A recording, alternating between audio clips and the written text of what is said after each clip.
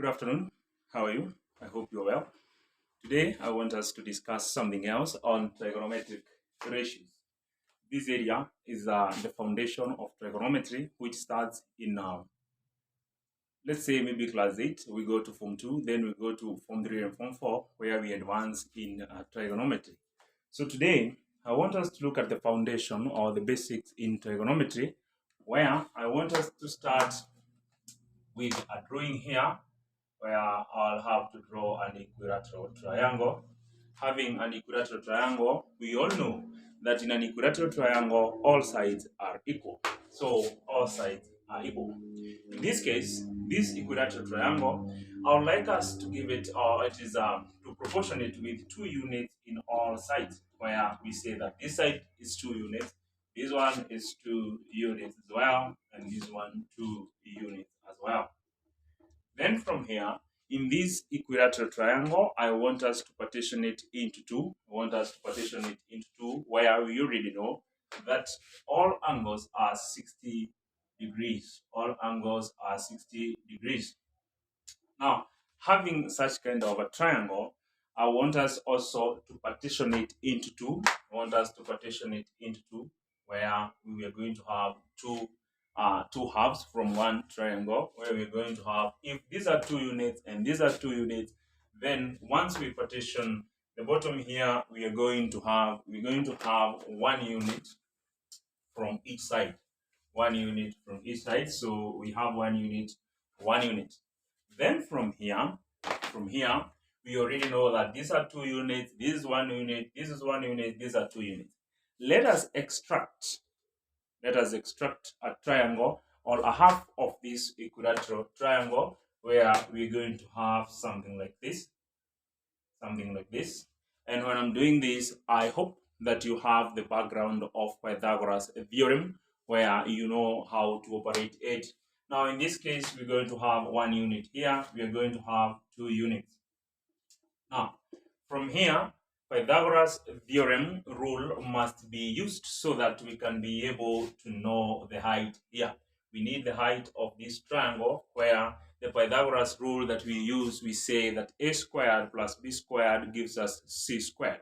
So if we practically use that rule, where we're going to have a squared plus b squared, which is equals to c squared, in this case, we're going to have our a, which is an unknown that we are looking for, so we can call it a squared plus 1, which is known, which is the b part. So we have 1 squared, which is equals to 2 squared.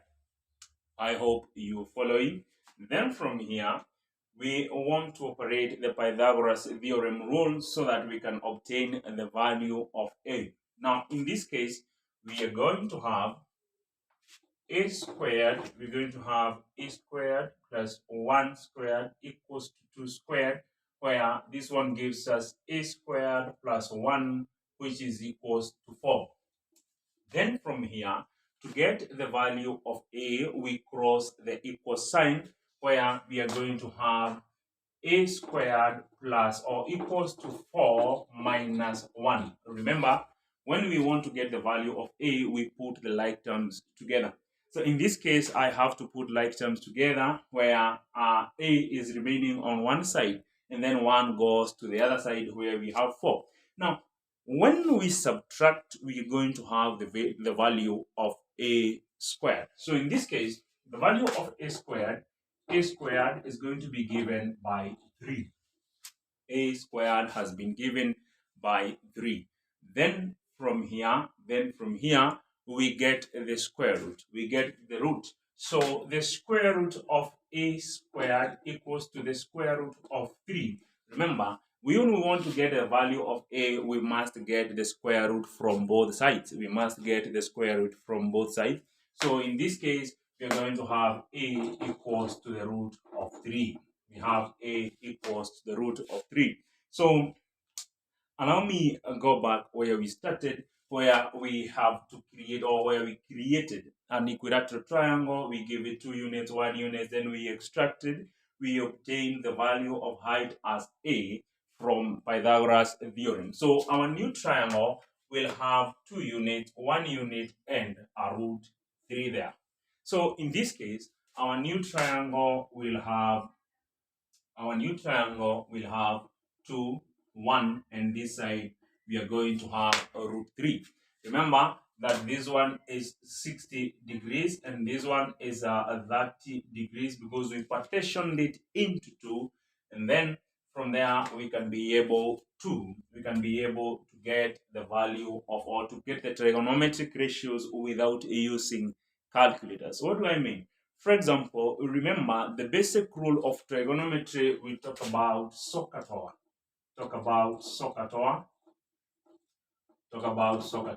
as the basic rule of trigonometry, where SO stands for sine, which means it's sine which is given by opposite over hypotenuse.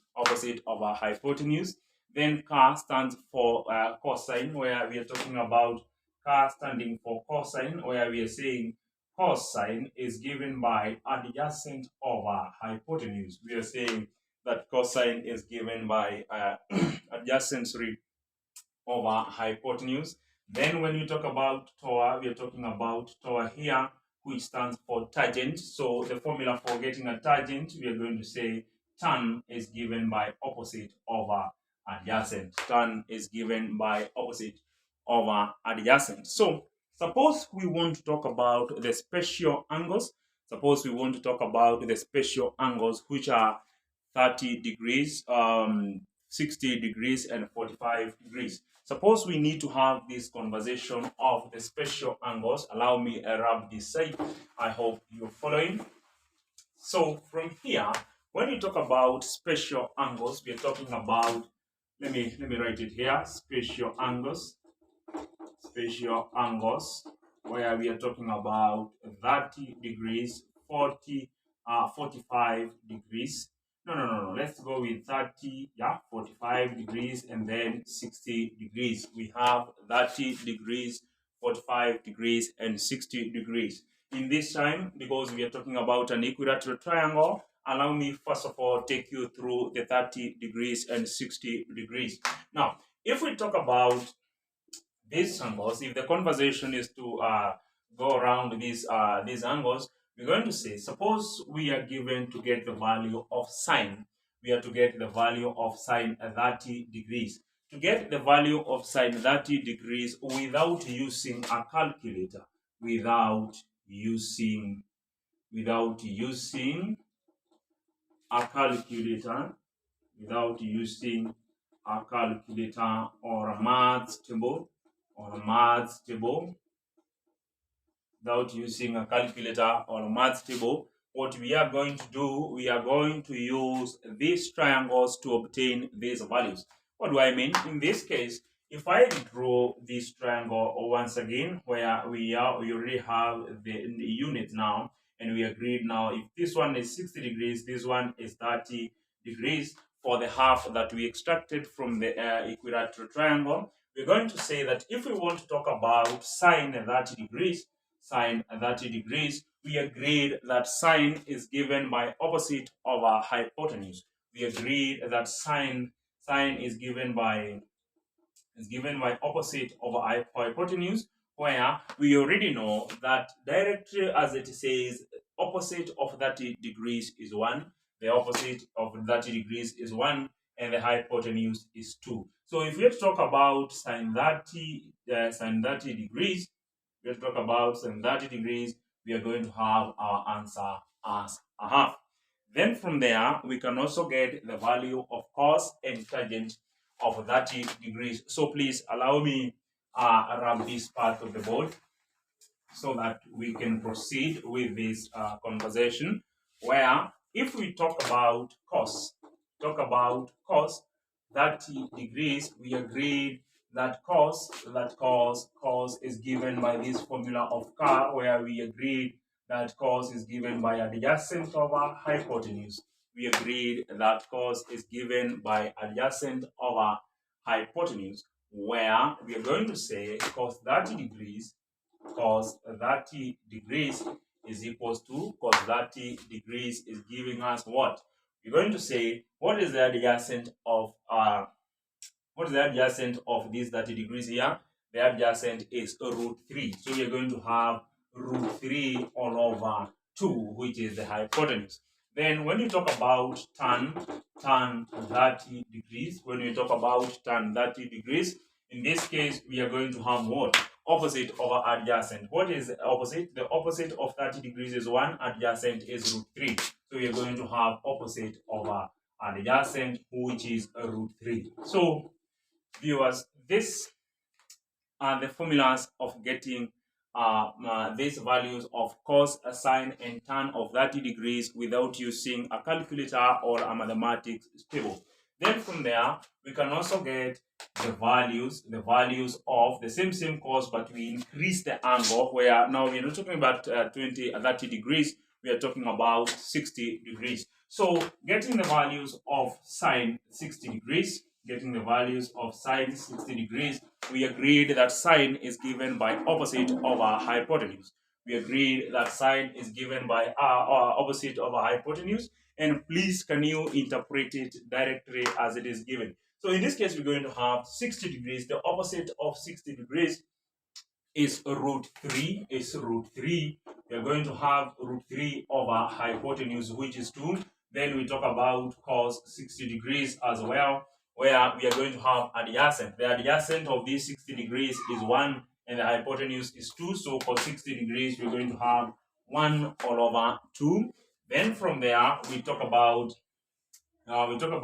tan 30 or tan 60 degrees. When we talk about tan 60 degrees, we agreed that tan is given by opposite over adjacent. We agreed that tan is given by opposite over adjacent, where we are going to have the tan of 60 degrees is given by opposite, which is root 3, and then adjacent is 1. So in this case, tan 60 degrees is given that way. So these are the ways through which we get the values of these formulas,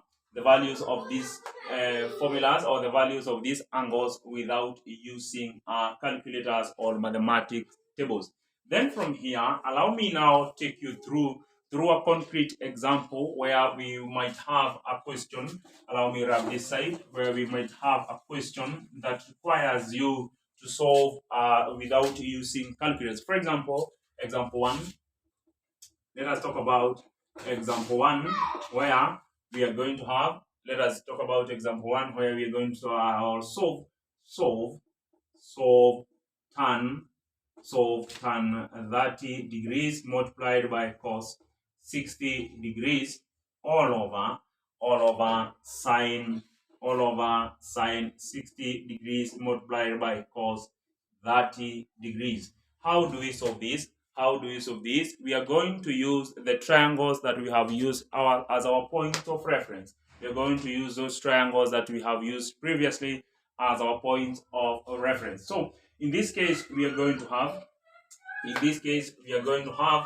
let me wrap this side as well, where I hope that you have already drawn those triangles, and I'm not going to repeat those triangles as well. But now, using the triangles, we agreed that if you want to get the value of 30 degrees,